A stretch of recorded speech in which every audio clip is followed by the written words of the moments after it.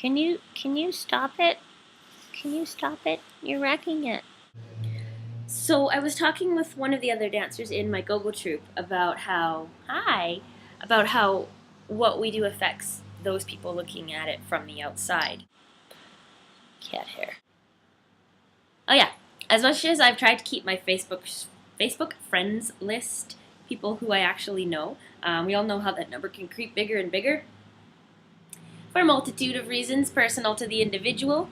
Networking, the cool guy you want to be friends with, co-workers, that guy that gives away free tickets to the comic book expo, that person whose pictures are really fun to look at when you should be cleaning your house, whatever, right? So it's inevitable that we have people on our Facebook that don't really know who we are.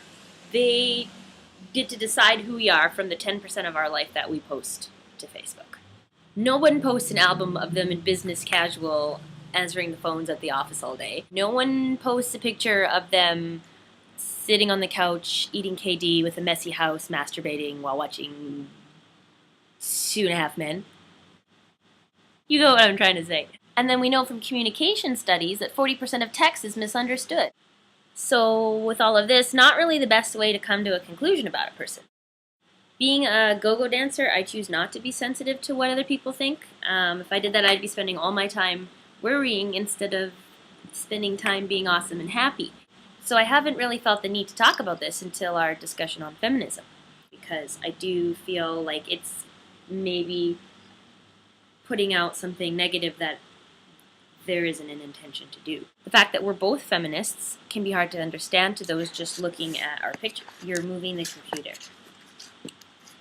Can you see this? It's aspired to.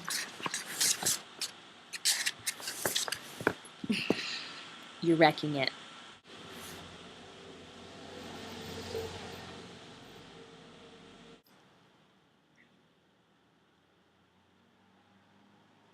I'm trying to say something. Hi. Hi. Well, if you weren't so cute. Want to sit on my lap? Okay. Sit on my lap. Okay. What was I saying now? Yeah. The cool guy you... Not too hard to guess.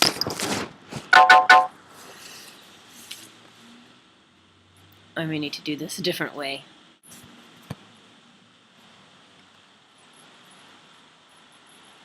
Okay, we gotta move. I was trying to be comfortable on the floor. We'll go back here. Back to what I was saying. Yeah. So I've had people assume that dancing in tiny outfits is all I've aspired to in my life, and they've somehow missed my 2-day jobs, that I work with autistic kids, my degree, almost being finished, my graduate degree, volunteering, you get it. All this based on one picture where you can't tell if I'm grinding my dump truck or doing the shopping cart. Perspective, right? So question, do you find this bathing suit sexual? How about these backup dancers? Are they allowing themselves to be degraded? What about this 12-year-old in a dance recital outfit? I think it's safe to say that the intention behind the action is dictating how we choose to feel about the person. So when I'm half naked with a bunch of hippies and we're sitting in the forest talking about recycling, the human body is desexualized there and it's respected as natural. So when I go-go, can it not be the same thing? And then what about seduction as an art instead of a ploy for attention from an insecure person? I think there's a difference. When we dance for large DJ shows and festivals, the people that are there for the same reason we are. To dance to wicked music, basically, and they appreciate the extra decoration of dancing and being able to turn sound into something visual. At bars, depending on which one, definitely a few gals there who will give us the stink eye at first, but then once they realize that we really bust out and can dance, we normally end the night with high five. Oh, you did such a good job. So basically what I'm trying to say is that everyone has their tip of the iceberg showing, and all the stuff that's underwater is what we should be finding out before we judge. I'm not exempt from this. I was working a while ago the phones at a medical clinic.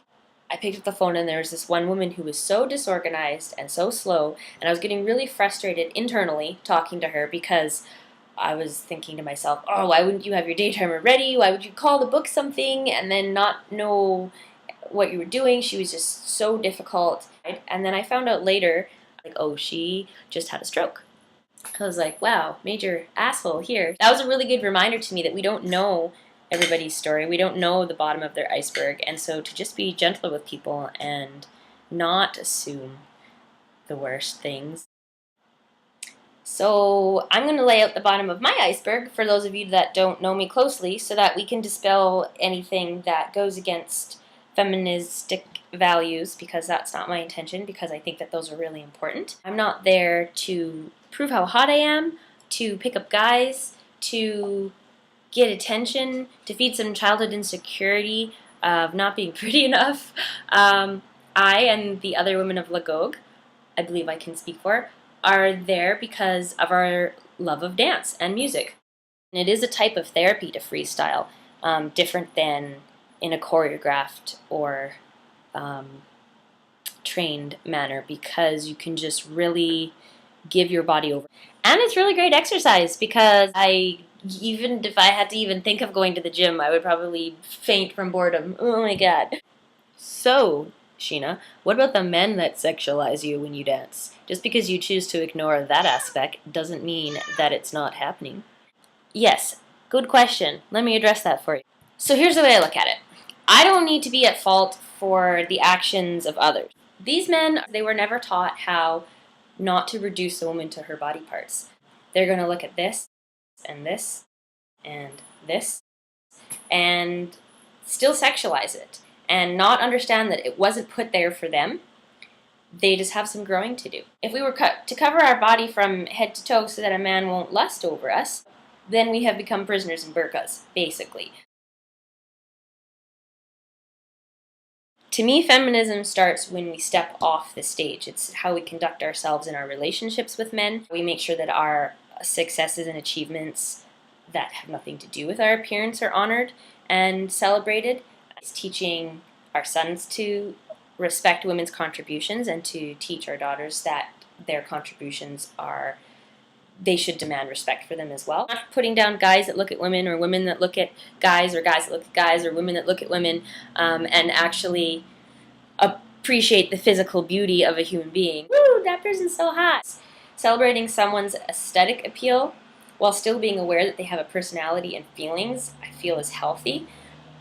Where I think we run into problems is where they dehumanize them into objects to blow their load on. But the majority of guys that come up to me after I am dancing have very polite things to say anyways. Like, I don't even find that this is a problem for me. So, yes, I feel that I can be a feminist and a go-go dancer. And when I travel to Uganda, I'm going to teach the little girls that they are powerful and important for change. And I can tell them that I dance for music shows, and I think it's important not to be ashamed of your body. And yeah, I don't feel like these two things are mutually exclusive, and I hope that that gives everyone a better understanding. Now, if people want to have their opinion, I know that they have the information to actually make that opinion, and they can still think what they want to think if they think it is. Well, don't think that. I snorted. You're kneading the computer. You're moving it. You're wrecking it. Stop it. I'm just trying to make a video.